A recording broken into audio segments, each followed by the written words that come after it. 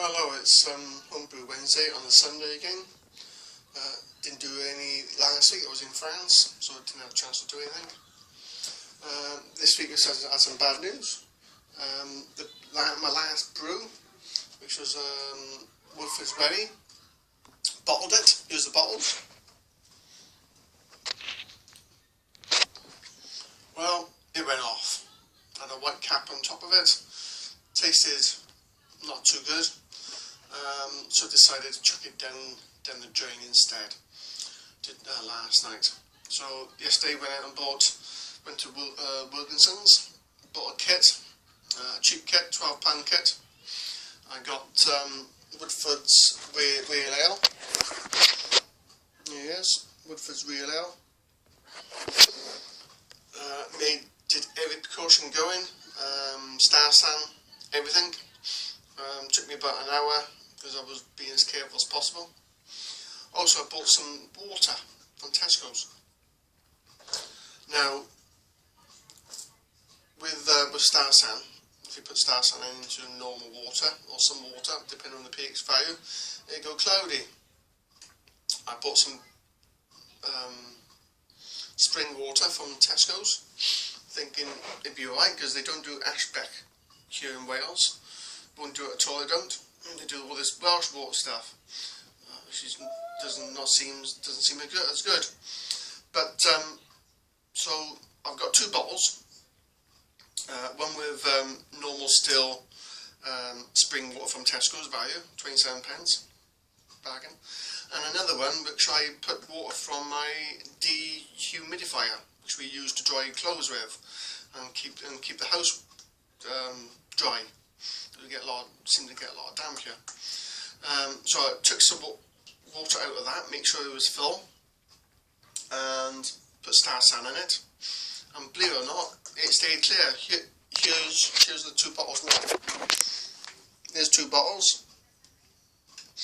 Normal water, normal still spring water, and that's the water out of the dehumidifier. Look at that. Clear as a bell. See? Whereas this one's gone milky. It might be effective, but can't guarantee it. But if I had some pH strips and tested the pH value, perhaps I could be more accurate in my and to see if it would work or not.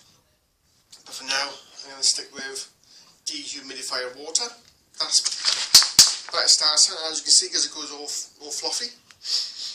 So I have to put a sticker on that and make sure I keep it. Otherwise, this is in the fermenter. I didn't use the yeast that was in it. I bought the yeast that's in Wilkinson's, the German yeast, 11 grams of it instead for £1.75. It's got to be better than what's inside this box. Because inside the box, what is it? Is this rubbish? Don't know what it is. It's only 6 grams. Could be anything. Could be baker's yeast for all I know. It's the same yeast for every kit that Wilkinson's, Muntons use. Cooper's ones are different. They're much better. I've been told they're better yeast, but I thought I'd go for a proper yeast, a Gervin bitter yeast, which is £1.75. Got to be better than that. Anyway, it's in the fermenter this morning because it was too hot last night. It's in the fermenter this morning. It's about 20 odd degrees. Hopefully that'll start bubbling in the next 6 to 7 hours, perhaps 24 hours. Who knows? And perhaps then we might get some decent beer after my bit of a cock up. But when I put the airlock in, I'm going to sterilise it with star san, and then I'm going to use this. I'm going to put something else inside the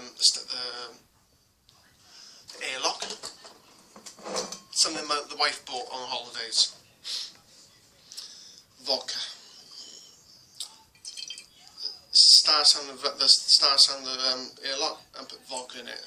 So if anything does go out in it and go in the beer, it ain't going to infect it. Simple as that.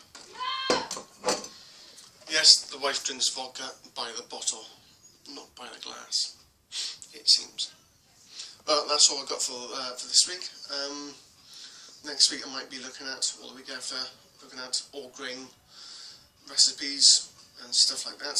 So, because I don't really do a lot of kit beers, I'd rather do all grain. So there we go. That's a quickie. 5 minutes 25 seconds, or thereabouts. Not as long as Craig Tube. He tends to go on for hours on end. So we'll see you next week. There we go. Bye now.